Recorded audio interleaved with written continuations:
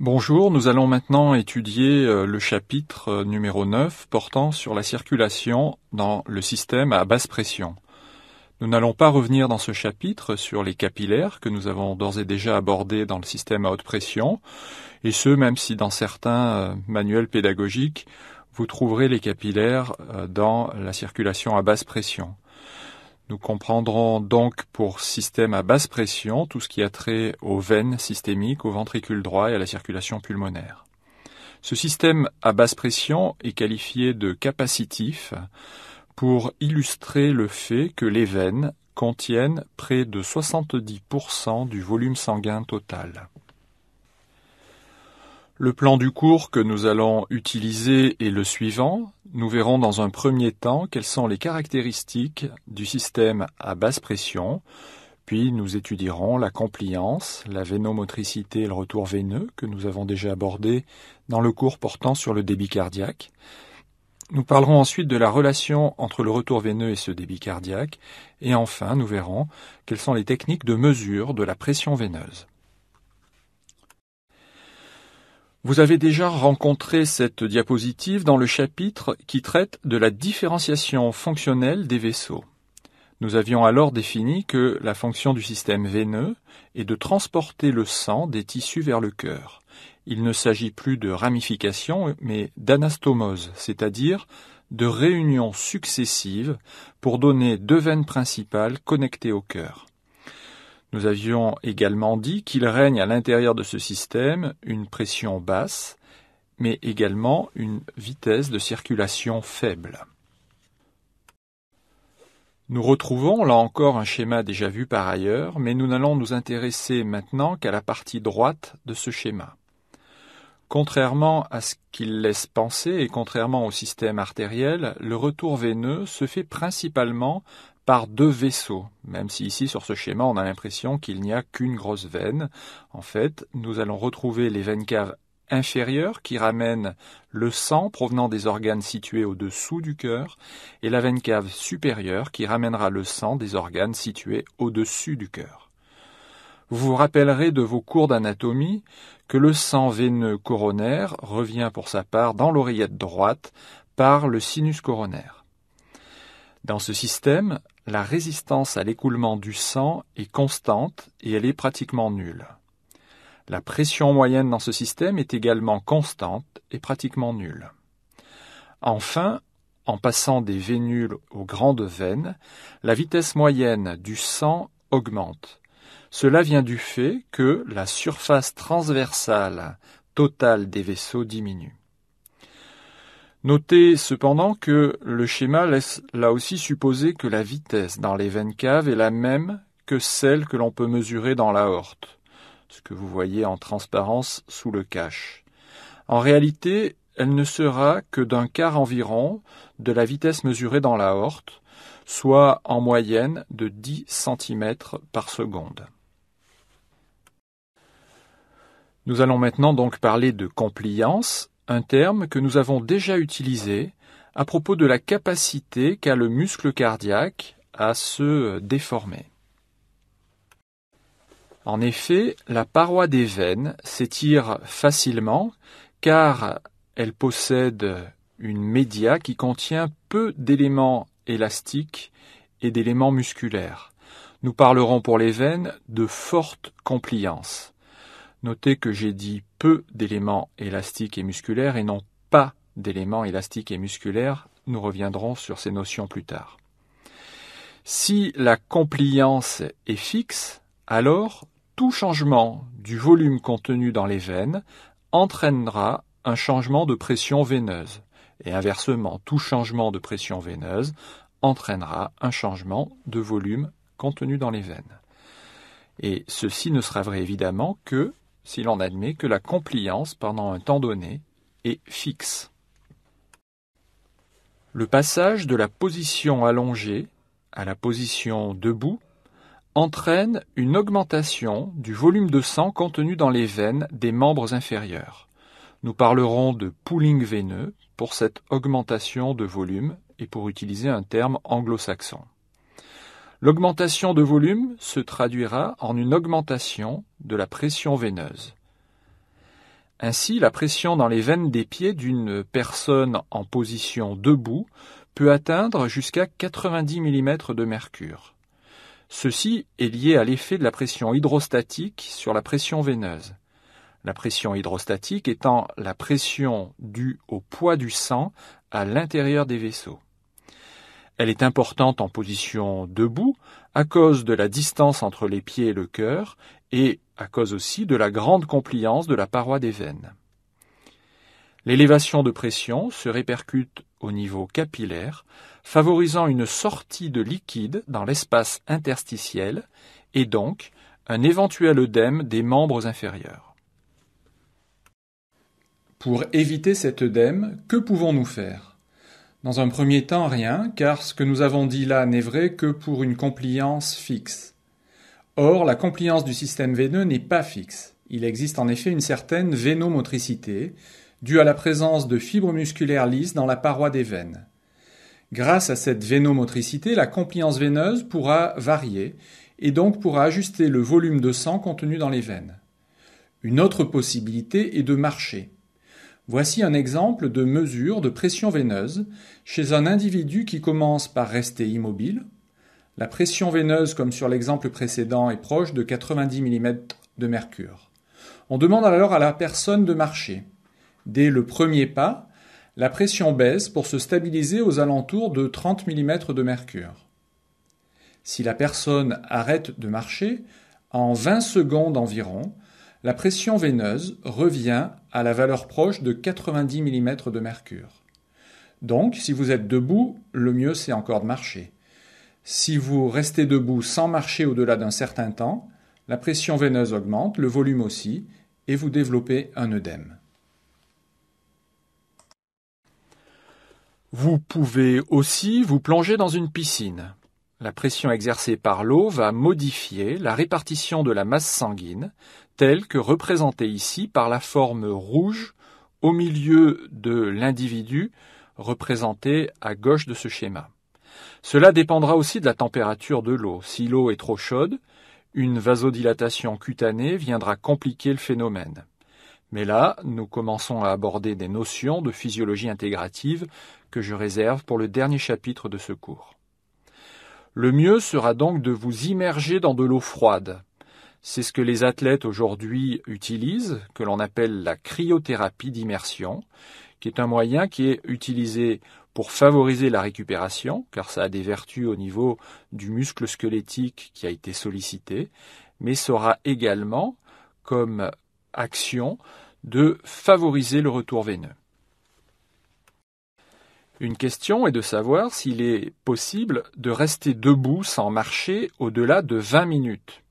La réponse est oui, mais à condition de contracter régulièrement les muscles des mollets.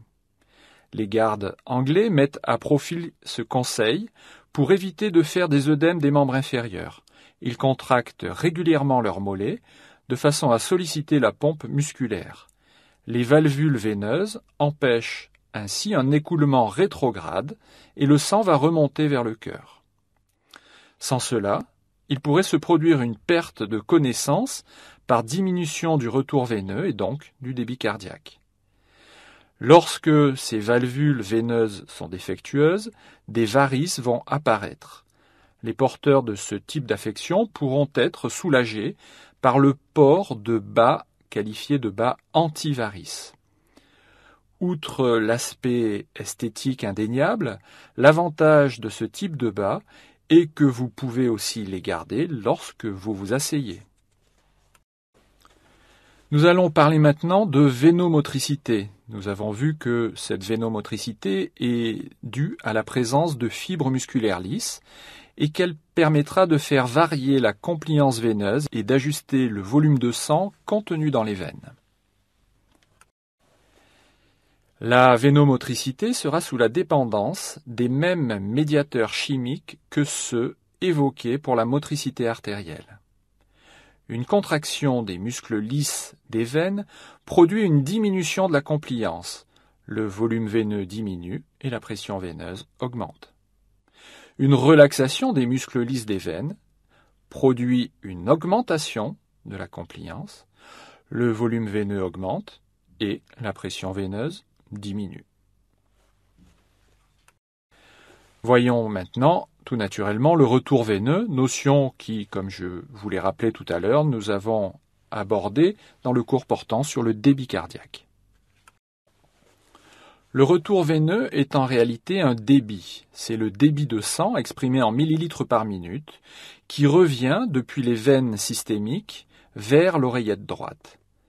Ce débit est exprimé par le delta P formé par la différence de pression entre les veines périphériques, formant ce que l'on appelle le pool veineux périphérique avec une pression veineuse périphérique notée PVP d'environ 7 mm de mercure, et l'oreillette droite et les veines caves qui forment ce que l'on appelle le pool veineux central avec une pression veineuse centrale notée PVC qui est voisine de la pression intrathoracique, autrement dit voisine d'environ 0 mm de mercure. Quels sont les facteurs susceptibles d'affecter le retour veineux via la pression veineuse périphérique? Le premier est le volume sanguin, qu'on appelle également volémie. À titre d'exemple, vous retiendrez que lors d'une hémorragie, nous allons assister évidemment à une diminution de la pression veineuse périphérique et donc à une diminution du delta P et à une diminution du retour veineux. Le deuxième paramètre sera le tonus sympathique. Là encore un exemple, une augmentation du tonus sympathique, une stimulation du système nerveux sympathique, va entraîner la contraction des muscles lisses au niveau de la paroi veineuse et donc une diminution de compliance, une augmentation de la pression veineuse périphérique et donc une augmentation du delta P qui se traduira par une augmentation du retour veineux. Enfin, agissant dans le même sens que le système nerveux sympathique, nous allons retrouver la pompe musculaire que j'ai évoquée tout à l'heure à propos des gardes britanniques. Par exemple, au cours de la marche, une augmentation de la pression des muscles sur les veines va se traduire par une diminution de leur compliance, une augmentation de la pression veineuse périphérique et donc du delta P du retour veineux. Les facteurs qui vont affecter le retour veineux par la pression veineuse centrale seront par exemple l'inspiration. On sait qu'au cours de l'inspiration, la pression intrathoracique va devenir négative. Ainsi, la pression veineuse centrale va également devenir négative, ce qui va entraîner une augmentation du delta P, donc une augmentation du retour veineux. On pourrait imaginer que si l'inspiration augmente le retour veineux, l'expiration va diminuer le retour veineux. Eh bien, ça n'est pas vrai. L'expiration sera sans effet sur le retour veineux car un éventuel reflux est empêché par la présence des valves situées dans les veines. Se pose alors le problème de la respiration artificielle. Lorsqu'un individu, à la suite d'un traumatisme, doit être admis aux urgences, il peut être placé sous un appareil que l'on appellera un appareil de respiration artificielle. Dans cette situation, la pression intrathoracique sera positive au cours de l'inspiration, ce qui va entraîner une diminution du retour veineux par rapport à la valeur normale. Ceci aura une répercussion néfaste sur le débit cardiaque qui diminue puisque, comme vous le savez, retour veineux et débit cardiaque sont étroitement liés. Bien évidemment, si vous êtes sous respiration artificielle pendant un temps court, cela n'aura que peu d'incidence. Par contre, si cette période s'allonge, cela pourra devenir problématique par rapport au débit cardiaque. Nous allons maintenant revenir sur la relation entre le retour veineux donc et le débit cardiaque. Le retour veineux correspond au volume de sang entrant dans le pool veineux central, alors que le débit cardiaque correspond au volume de sang sortant du pool veineux central. Dans des conditions physiologiques normales, les deux retours veineux et débit cardiaque sont étroitement contrôlés de façon à être égaux. Tout ce qui va rentrer dans le pool veineux central sortira dans la même unité de temps de ce pool veineux central. Au repos, la valeur moyenne de ces débits, retour veineux et débit cardiaque, chez un adulte sont, nous l'avons vu, d'environ 5 litres par minute. Comment est-ce que ces deux débits peuvent être étroitement contrôlés? Eh bien, c'est notamment possible grâce à la loi de Starling, qui veut, vous vous en souvenez, que plus le remplissage cardiaque est important, plus la force de contraction cardiaque et donc le volume de sang éjecté par le cœur seront importants. Ainsi, une augmentation du retour veineux entraîne une augmentation du volume du pool veineux central et donc de la pression veineuse centrale et donc de la pression de remplissage du cœur. Si nous considérons à nouveau le changement de position d'un individu, mais cette fois-ci dans le sens du passage de la position debout à la position couchée, ce que d'aucuns qualifient comme le meilleur moment de la journée. Nous allons assister à ce moment-là à une augmentation du retour veineux et donc une augmentation du débit cardiaque. Quand vous vous couchez le soir, votre débit cardiaque augmente. Cette élévation du débit cardiaque sera bien entendu transitoire et d'autres mécanismes vont venir ajuster ce débit aux besoins de votre organisme et parmi ces mécanismes, nous aurons une diminution de la fréquence cardiaque ou de la force de contraction cardiaque puisque votre système nerveux sympathique se mettra lui aussi au repos. Pour terminer ce bref chapitre, nous allons maintenant évoquer les techniques de mesure de la pression veineuse. En effet, nous avions abordé dans le cours portant sur la circulation dans le système à haute pression les techniques de mesure de pression artérielle, et je vous avais signalé que ces techniques, pour certaines d'entre elles au moins, étaient faciles à mettre en œuvre, qualifiées de non-invasives et importantes à connaître pour tous les personnels de santé. Pour la mesure de la pression veineuse, il n'en va pas de même. La mesure dite non sanglante ou non invasive de cette pression a vite été abandonnée au bénéfice de techniques impliquant la mise en place de cathéters poussés jusque dans les veines centrales pour pouvoir mesurer la pression veineuse centrale ou de cathéters simplement introduits dans une veine du coude car la pression veineuse périphérique est bien corrélée à la pression veineuse centrale.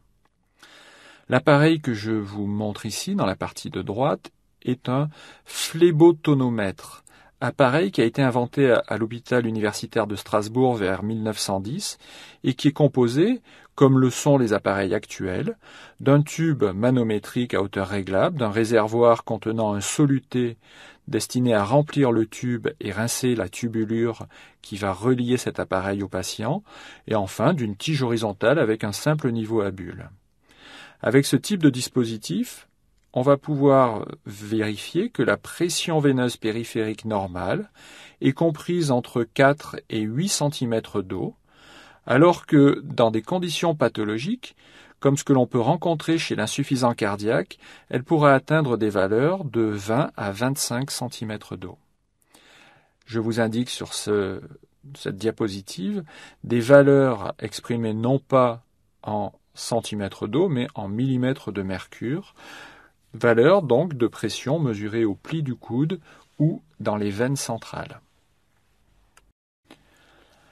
Une estimation relativement précise de la pression veineuse centrale peut être obtenue sans aucun appareil, mais en notant tout simplement la hauteur à laquelle les veines jugulaires sont apparentes chez un sujet couché dont la tête est légèrement plus haute que le cœur. La distance entre l'oreillette droite, ou la distance que l'on peut estimer grossièrement entre l'oreillette droite, et l'endroit où la veine va s'affaisser, correspondra à la pression veineuse. Donc vous voyez ici à gauche, on ne peut pas percevoir à la surface du cou de cet individu sa veine jugulaire. Par contre, à droite, elle est effectivement perceptible. Donc il suffit, en enlevant ou en rajoutant un oreiller et en estimant la position de l'oreillette droite, on peut de cette façon-là avoir une petite idée de cette valeur de pression veineuse. Alors, que faut-il retenir de ce court chapitre ? Eh bien, je vous demanderai de retenir plus particulièrement les caractéristiques du système à basse pression, de comprendre que la compliance et la vénomotricité sont complémentaires, de retenir comment le retour veineux influence le débit cardiaque, et donc de bien comprendre l'intérêt de cette fameuse loi de Frank Starling, et enfin d'avoir une assez bonne idée de la façon de mesurer des pressions veineuses. Je vous remercie de votre attention.